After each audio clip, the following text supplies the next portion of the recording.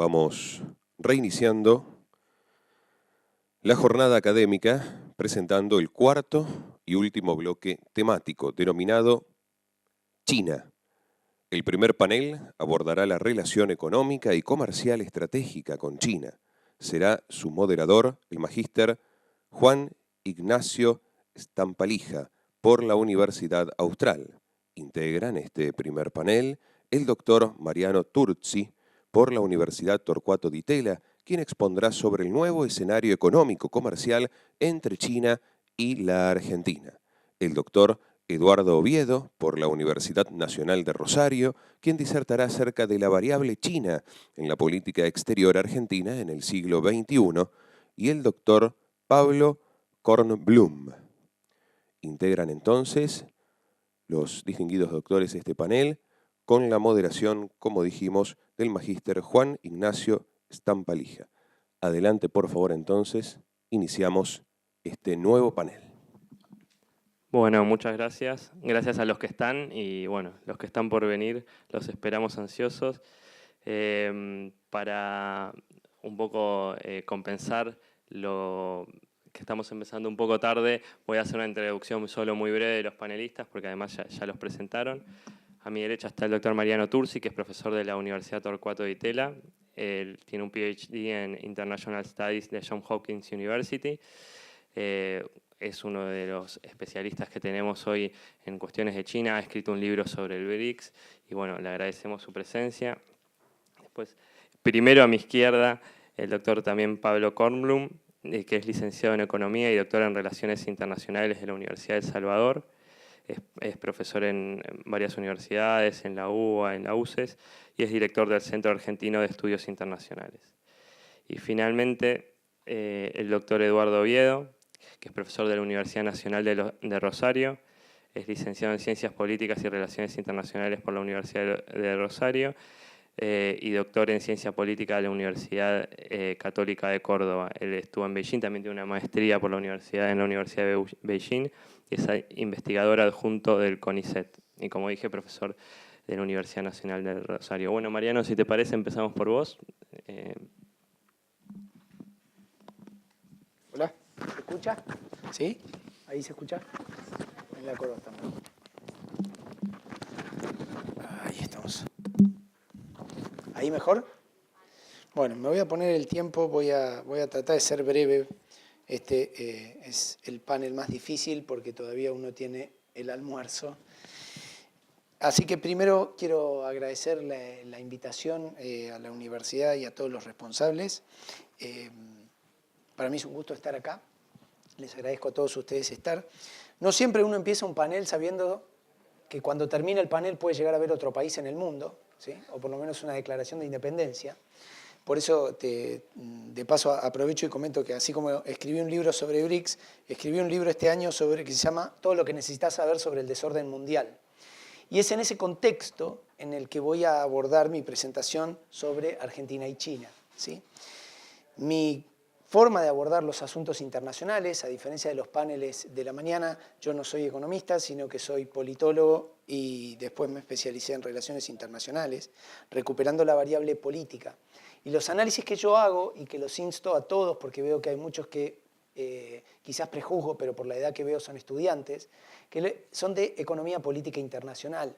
Muy brevemente, ¿a qué me refiero con economía política internacional? A tratar de vulnerar esta idea, esta separación disciplinaria, si quieren, si me permiten esta pequeña digresión intelectual, que hay entre politólogos y economistas, entre la ciencia política y la ciencia económica.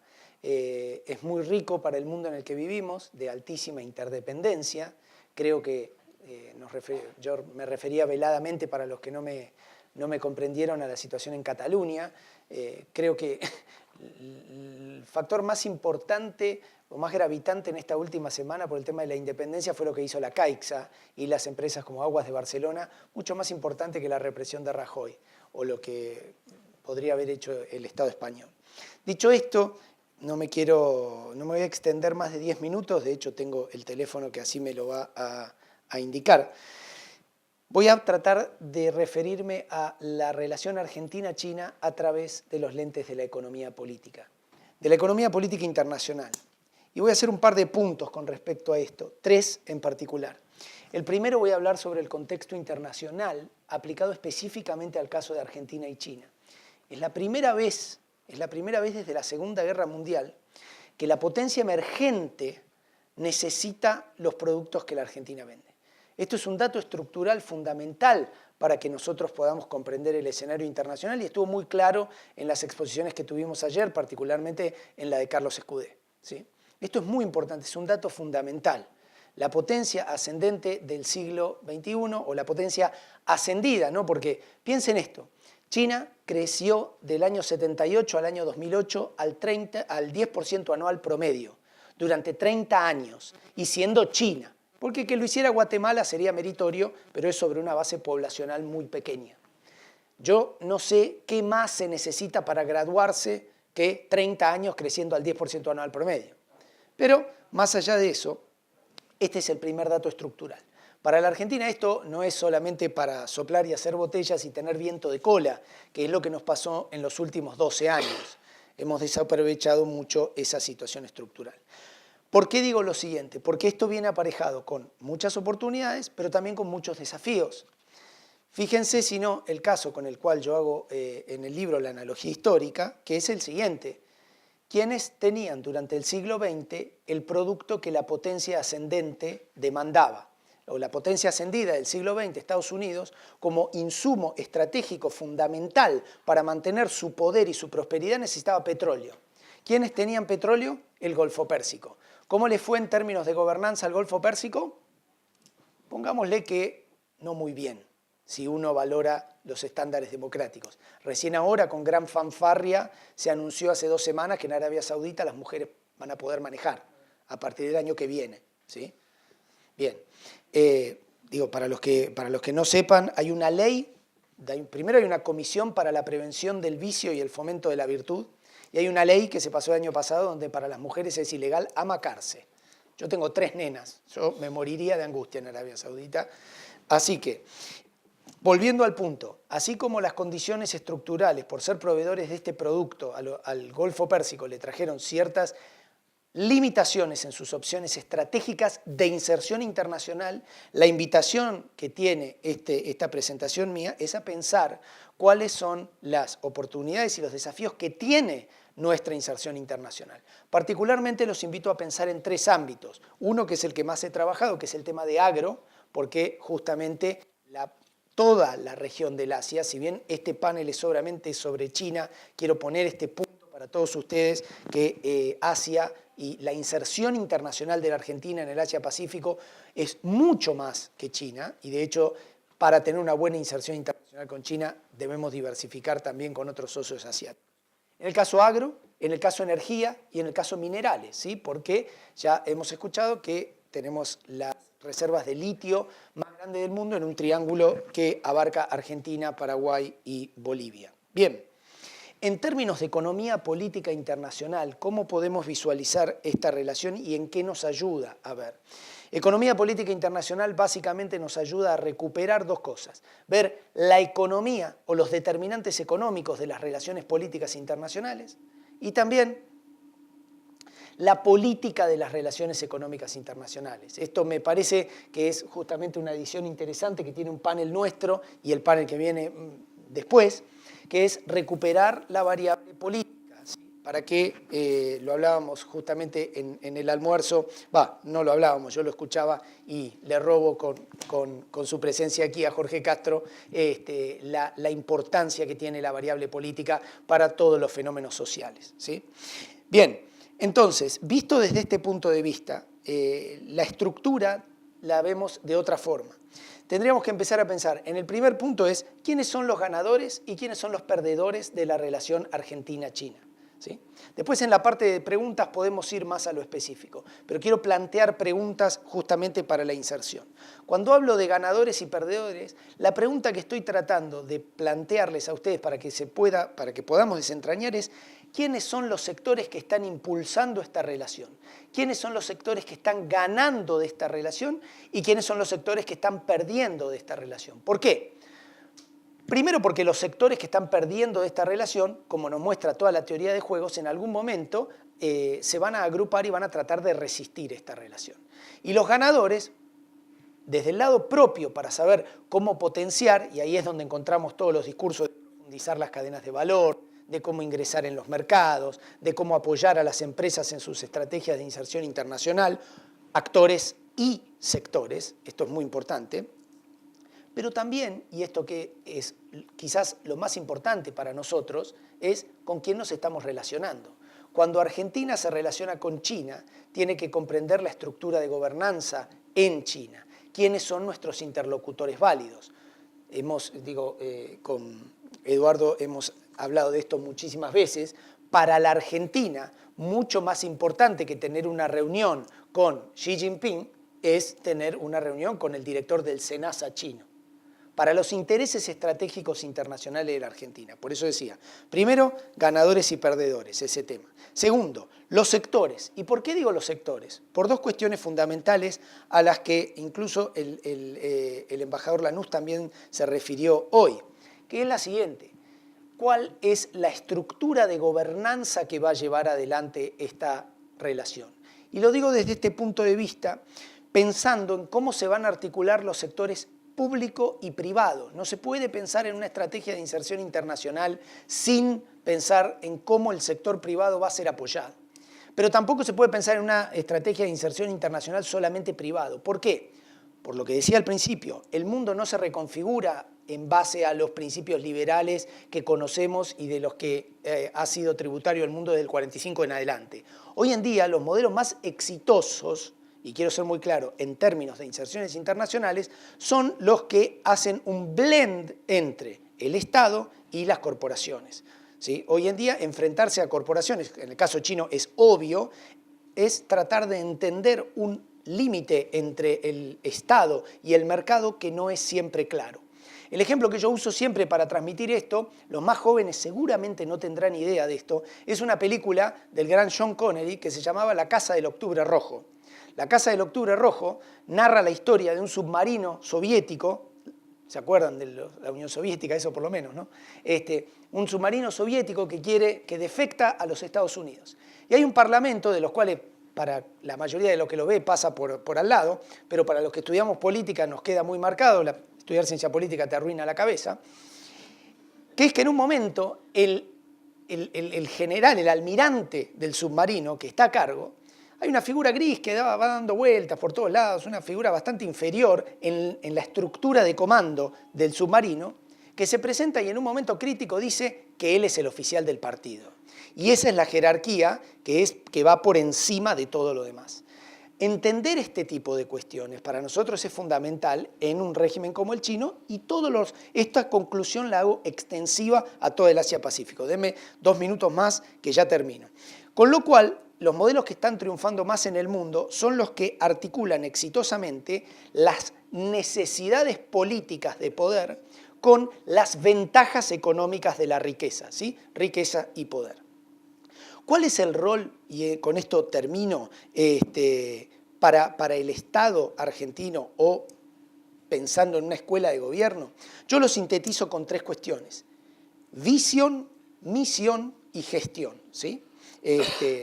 ¿Por qué visión? Bueno, visión es algo que se habló, desde que empezó el seminario se habló de esta visión, ¿sí? La idea de tener un proyecto estratégico de largo plazo que permita entender cómo el mundo va cambiando, porque imagínense que un proyecto estratégico diseñado hace 10, 15, 20 años no contemplaba una ciudad como Shanghái, que en ese momento era la mitad de una rosal. La mitad era una rosal. Esta idea de tener la flexibilidad. La segunda es la misión, ¿sí? Que implica la voluntad política y la voluntad de los actores corporativos, ¿sí? Voluntad de los actores corporativos quiere decir tener un sector empresario comprometido con el desarrollo del país. Comprometido, pero no comprometido desde el punto de vista discursivo, sino una alineación efectiva de los intereses, porque eso es lo único que desde economía política en el largo plazo impide lo que denominamos cheating, que alguien se abra y se corra y entonces se cae de vuelta todo el sistema. Esto tanto para el sector público como para el sector privado. Y la tercera es gestión, ¿sí? Y la gestión implica calidad de recursos humanos, calidad de recursos técnicos y calidad de apoyo en la gestión de estos asuntos internacionales, la gestión de una inserción internacional exitosa, lo que en muchos ámbitos se llama inserción inteligente. Imagínense que nosotros tuvimos una jefa de Estado que fue en visita oficial a China y tuiteó que los chinos venían por el arroz y el petróleo. No sé si recuerdan eso. Más allá de sus simpatías o no políticas, está mal en tantos planos que se me bloquea el cerebro para explicarlo. Pero, más allá, uno de los planos más importantes donde esto es no comprender cómo eso repercute allá. Con esto concluyo y dejo abierto a preguntas. He planteado varias preguntas porque nuestra función desde la academia, más que dar respuestas, es plantear preguntas y les agradezco su tiempo.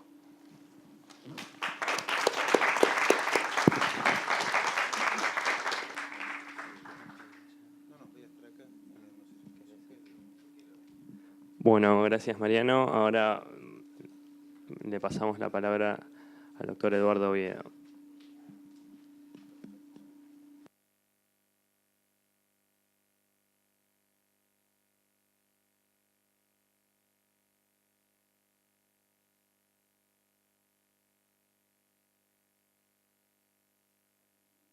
¿Ahora?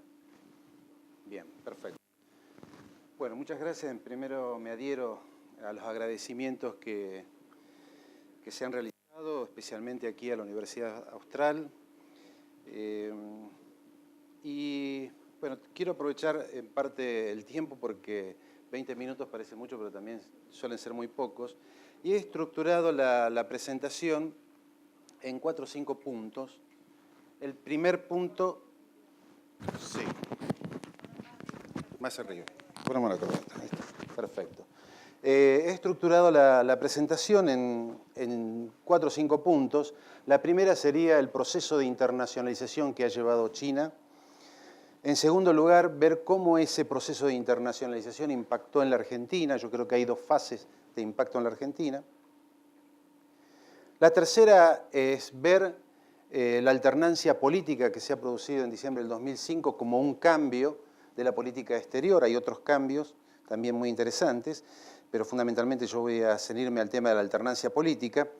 Cómo se ha dado la nueva cooperación en la relación con China y, por último, ver si podemos indicar algún proyecto de inserción argentina, que es lo más difícil para hacer, ¿no? Especialmente aquí en Argentina.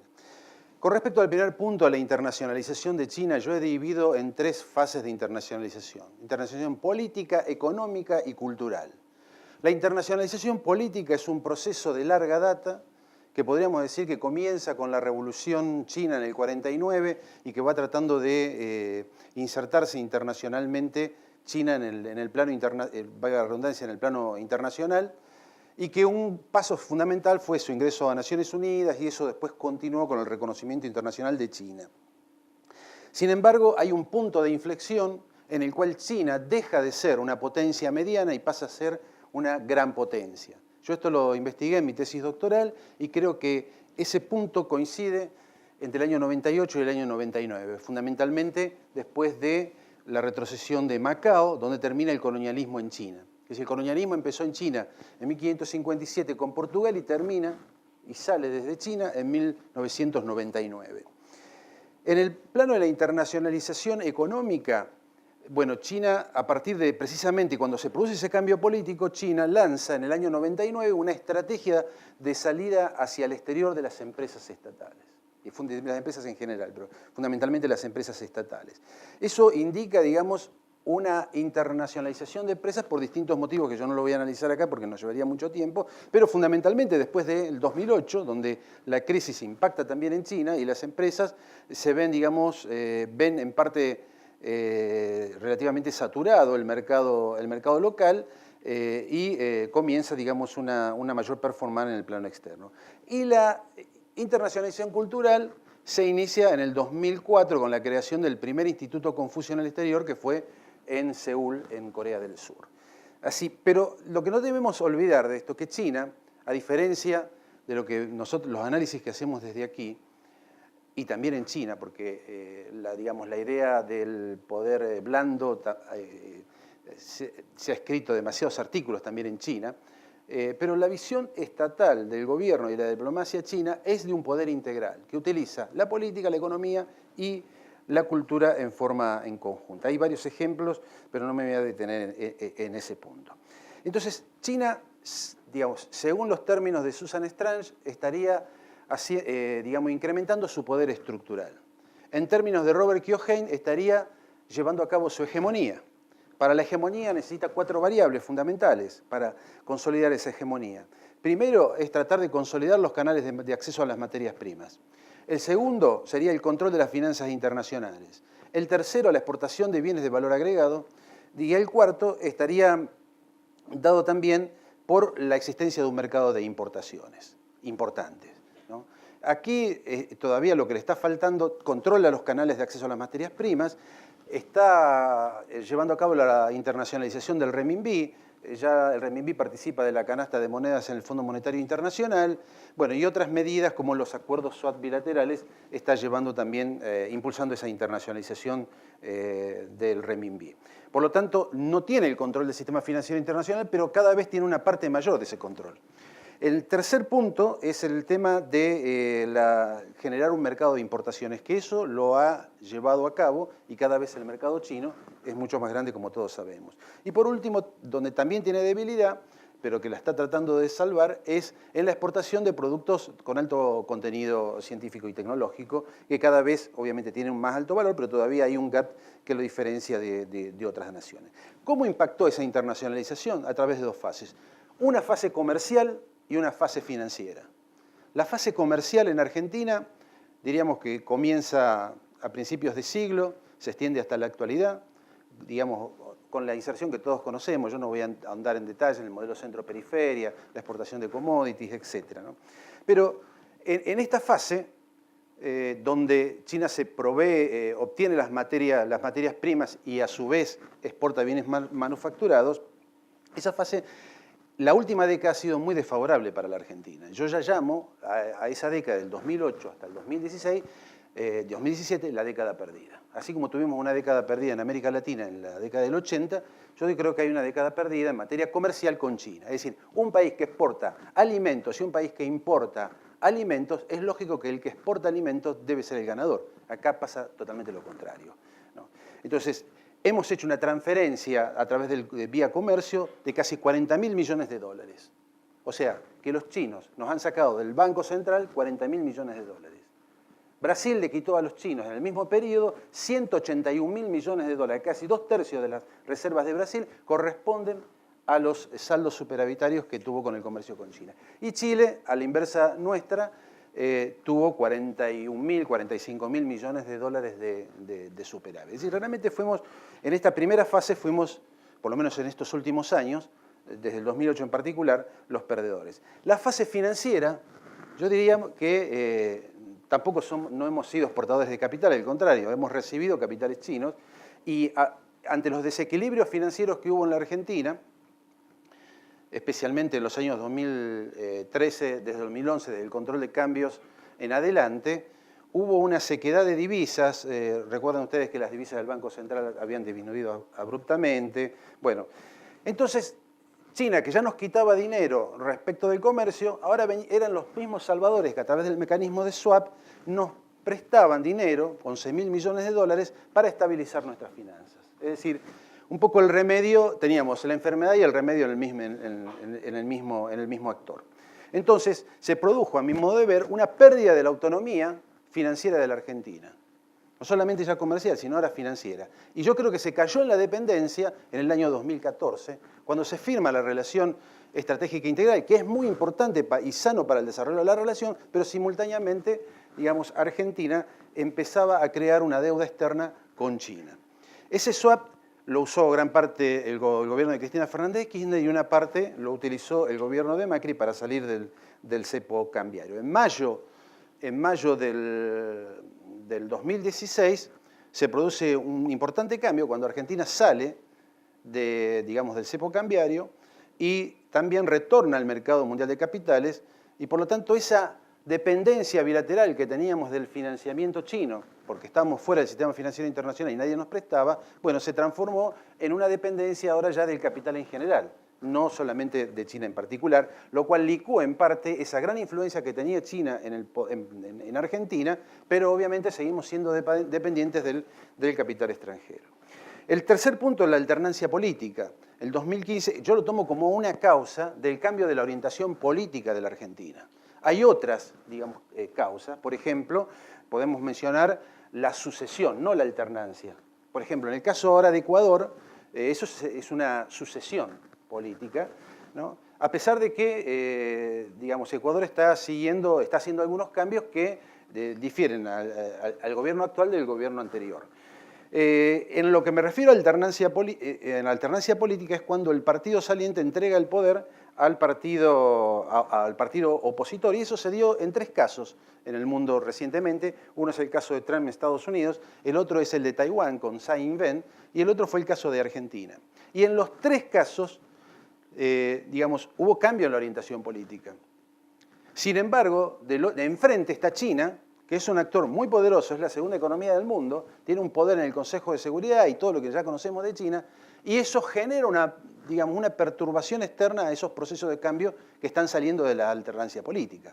Y la alternancia política, yo diría que es el proceso de cambio más genuino de una democracia, porque realmente proviene del voto popular, ¿no?, que transforma eso en, digamos, nuevas autoridades, las nuevas autoridades que generan una orientación política distinta, que bajan hacia las políticas públicas, y la Cancillería, la diplomacia es una política pública. Entonces yo creo que es uno de los más genuinos y que nos diferencia del régimen político chino, en donde allí hay meras sucesiones del mando político, y en Argentina obviamente tenemos otro sistema. Hay otras causas que son las intrarrégimen, es decir, dentro de un mismo gobierno, los cambios en la orientación política, como sucedió, o que conocemos, el giro realista del gobierno del presidente Alfonsín allá por 1985, pero no me voy a extender tanto en este tema. Bien, ¿qué pasó? La alternancia política se presenta con que quiere cambiar las relaciones con China.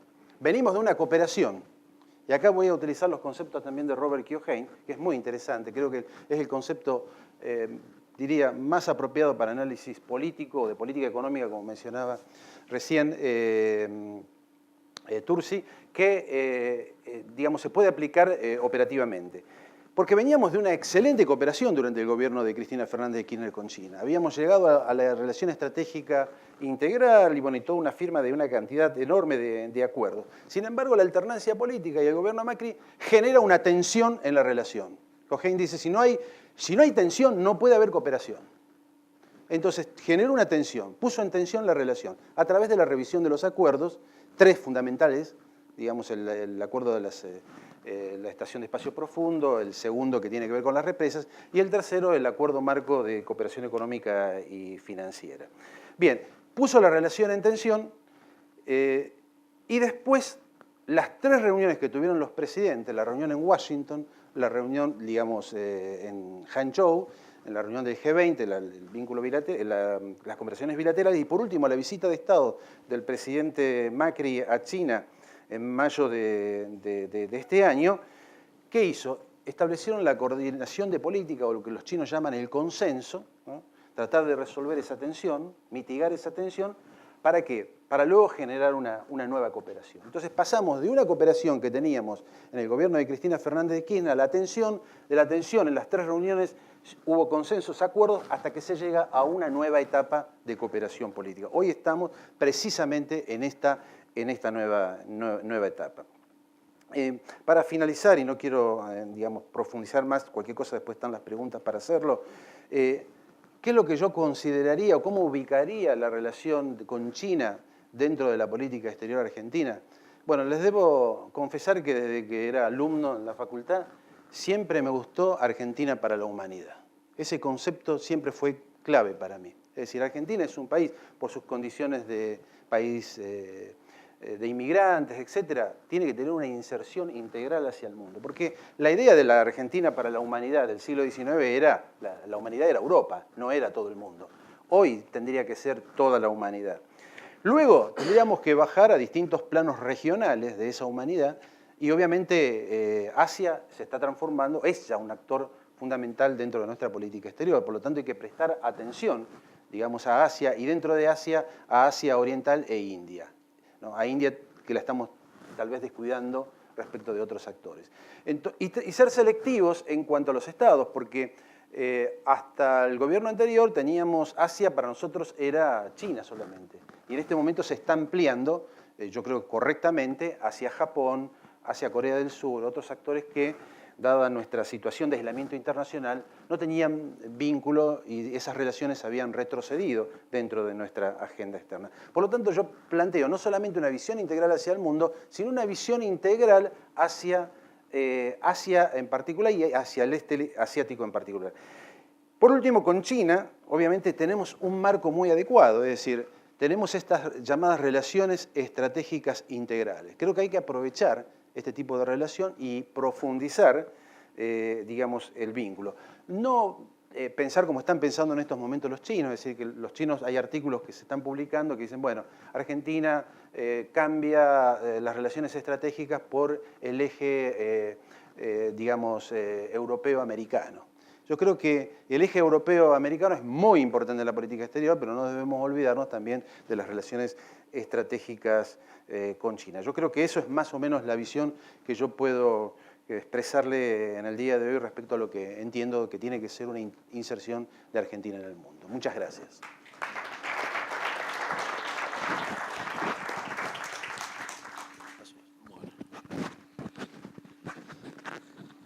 Bueno, muchas gracias. Y bueno, ahora le pasamos la palabra al doctor Pablo Kornblum. Muchas gracias. ¿Se me escucha? Bueno, me han llamado cerca de último momento y me han pedido una presentación, así que he hecho alguna presentación y simplemente me paro por el mero hecho de estar más cómodo para leerlo. Así que le agradezco primero a la universidad la invitación. La verdad que estoy muy contento de estar acá y este panel. Y lo que he tratado de hacer es, sabiendo que iba a hablar después de los doctores Tursi y Oviedo, es hacer algo diferente de algún modo o de alguna óptica diferente. Y como dijo Mariano, desde una perspectiva más inquisidora, haciendo preguntas más que respuestas, y creo que eso es lo interesante de un debate que uno puede dar, ¿no? Así que, bueno, empiezo con la presentación. He hecho más o menos 10-12 placas y cada una tocando un tema de la relación con América Latina. Así que a ver si esto...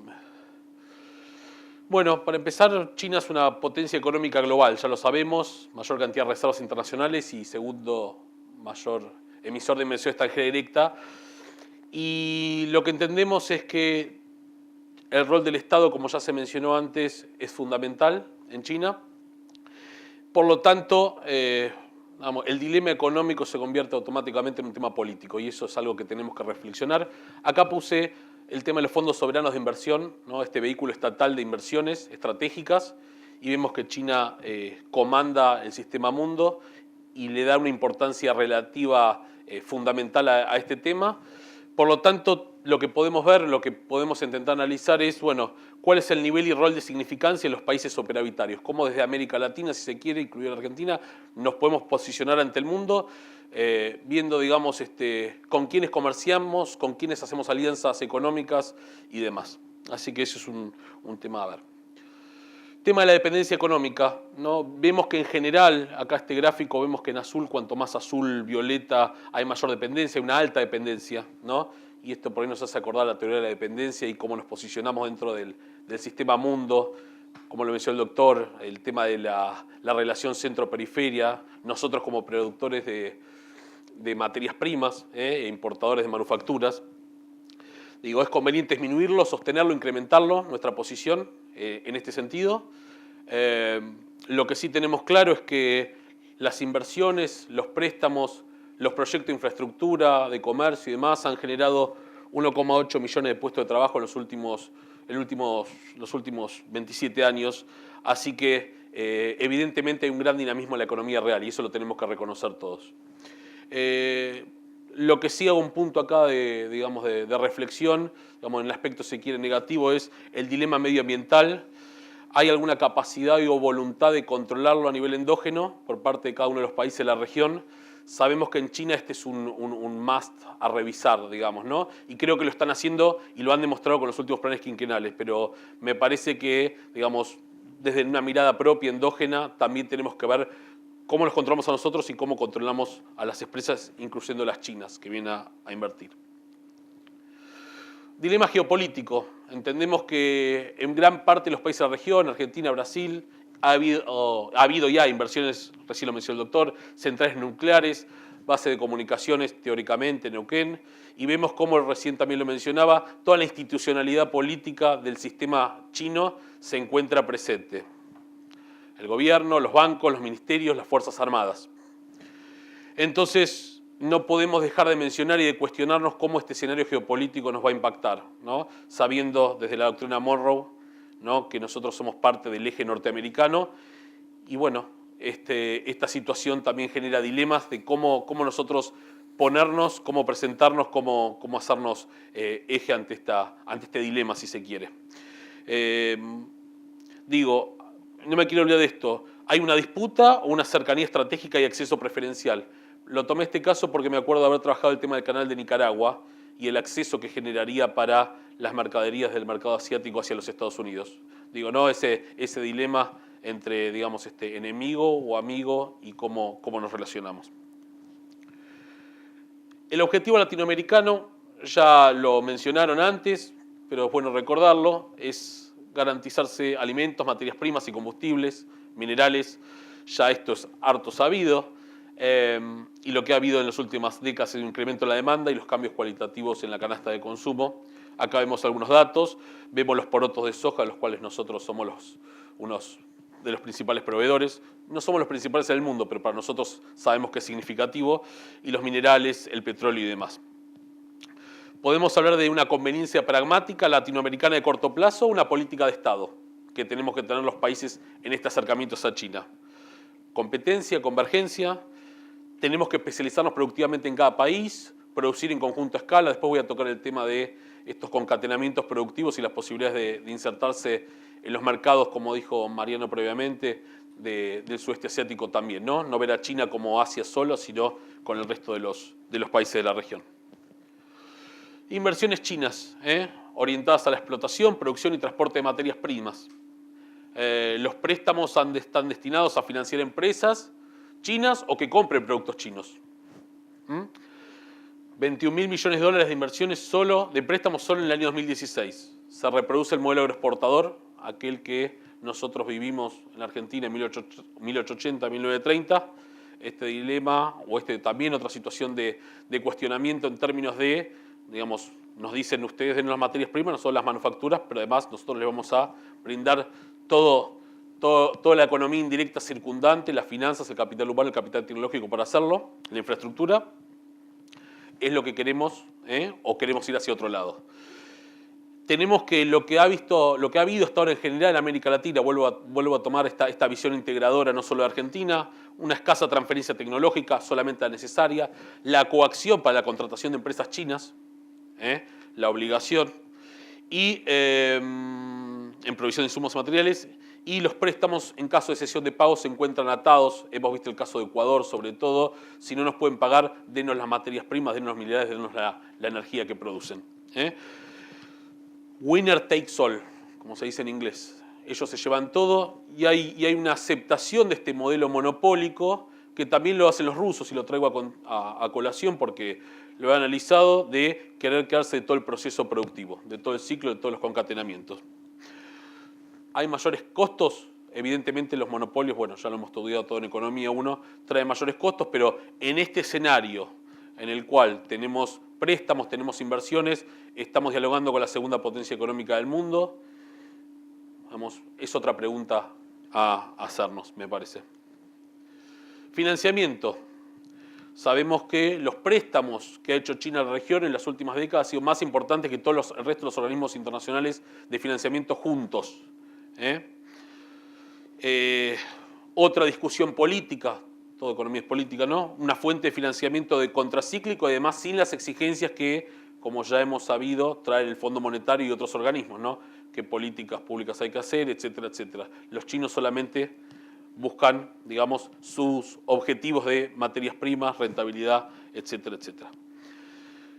¿Va a generar esto una disputa por ser el centro de nosotros como América Latina, el centro de las inversiones, en esta nueva coyuntura china de ralentización y profundización del mercado interno y no mirar tanto al mundo después de la crisis del 2008-2009. Nos posicionaremos para eso. Después en una plaquita que ya está por llegar lo voy a volver a traer el tema a colación.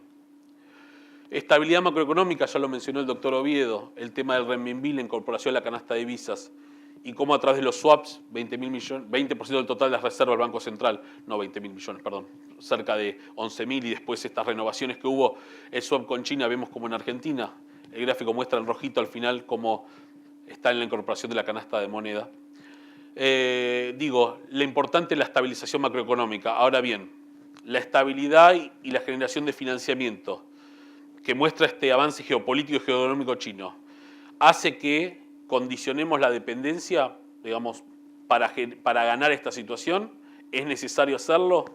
¿Es suficiente con esto? Digamos, en el diálogo con China, ¿va a ser así con el resto del mundo? Otro tema para revisar desde Argentina y el resto de América Latina. Y ahora sí, ya en la última parte, voy hacia las relaciones Argentina y China, ya lo hemos hablado. Productos primarios, están los gráficos, vemos en verde lo poroto de soja, productos primarios por manufacturas basadas en recursos naturales, ya lo sabemos. Digamos, lo que tenemos acá es que tenemos un déficit de casi 6.000 millones de dólares actualmente. Es un símil al patrón latinoamericano, aunque lo mencionó el doctor Oviedo, con diferencias, algunos países superavitarios, otros más menos. Vamos a ver en la próxima placa el patrón latinoamericano, hay un déficit generalizado, hay una voluntad para revertir la tendencia deficitaria, o otra vez volvemos al tema de, o va a ser preponderante el avance geopolítico, ser, digamos, ser en términos de préstamos e inversiones, ser la región más beneficiada. Comercio regional deficitario, acá vemos todos los bienes primarios y los MOA que tienen, digamos, que exportamos, y las manufacturas que importamos, que vemos que hace que el saldo en general en América Latina sea deficitario. Que tenemos un viento de cola que hubo en la primera década del siglo XXI, que ahora ha terminado, sin embargo siempre hacíamos deficitario. Que tenemos que buscar otros mercados para ser superavitarios, hacer cambios en la estructura productiva, un poco de todo. Será importante dar impulso a los servicios, que poco se toca, también representan poco actualmente el intercambio a nivel servicios. Tenemos el caso de Alibaba con AliExpress, que ya tiene 200 millones de usuarios en China, México y Colombia. ¿Puede ser ese un cambio en la relación con China? También dejo la pregunta para el público. Asociación económica regional, digamos, posibilidad de realizar una asociación, digamos, con algún bloque económico nuestro importante. Tenemos, bueno, el gran ejemplo es el RCEP, que abarca Australia, China, India, Japón, los países del ASEAN.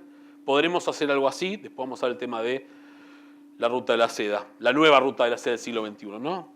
Hasta el momento, más allá de todas las discursivas, digamos, lo que hemos visto son relaciones económicas bilaterales que por supuesto son asimétricas y han beneficiado más a China en todas estas áreas, digamos, ¿no? Con todo lo que dijimos, digamos, previamente. ¿Es conveniente para América Latina continuar con esta dinámica? ¿Conviene, sí o no? También dejo la inquietud. El cinturón de la ruta de la seda, todo lo que está haciendo China, cómo posicionarse en el mundo para generar el 50% del PBI, las reservas y demás.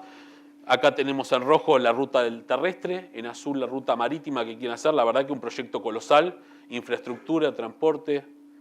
La verdad que uno mirándolo así parece el billón de dólares que se piensa invertir a través del Banco del Asia, por supuesto promovida con China, parece magnánimo.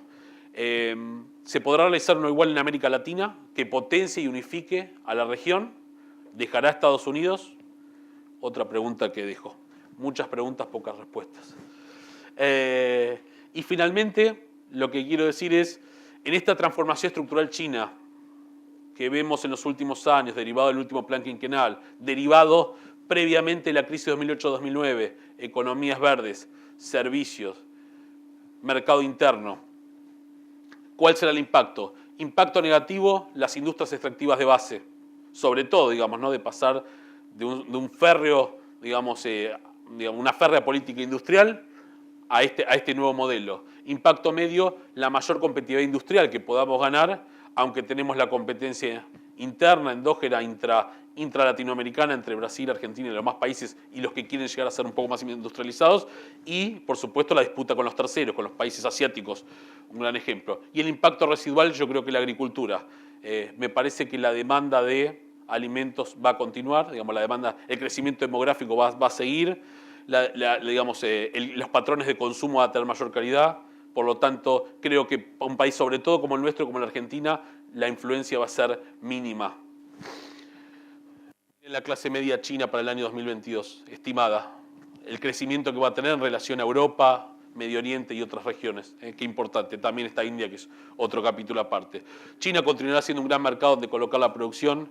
Inevitablemente necesitaremos la producción a escala y una tendencia a la mayor calidad. Y ahí está otra vez los concatenamientos productivos que podamos generar a nivel regional, hasta ahora muy laxos o inexistentes, y la mayor productividad. ¿Podremos alcanzar alguna vez los niveles del ASEAN con los polos tecnológicos que se entremezclan en los países que limitan?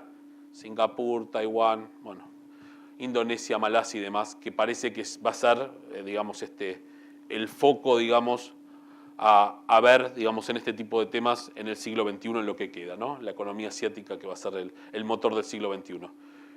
Les agradezco y bueno, y ya que Mariano dijo, habló de su libro, yo como voy a publicar un libro el mes que viene, aprovecho también, se va a llamar La sociedad anestesiada, el sistema capitalista global, sistema económico capitalista global, bajo la óptica ciudadana, así que espero que se los puedan hacer llegar también, así que les agradezco por haberme escuchado, estoy un poco resfriado, espero haber sido claro, así que dispuesto a preguntas. Gracias.